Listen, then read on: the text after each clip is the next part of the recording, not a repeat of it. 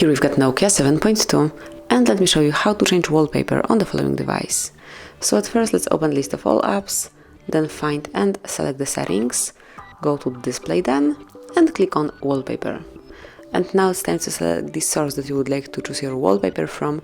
So here we've got plenty of albums, and my photos and on-device wallpapers are active always, and then all the others are active only when you have your Wi-Fi connection or LTE.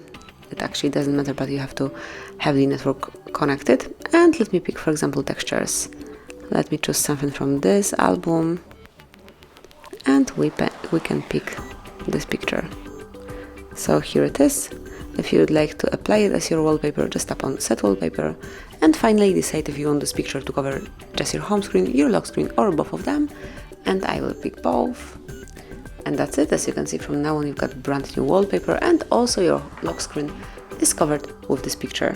So that would be all. Thank you for watching. Please subscribe our channel and leave the thumbs up.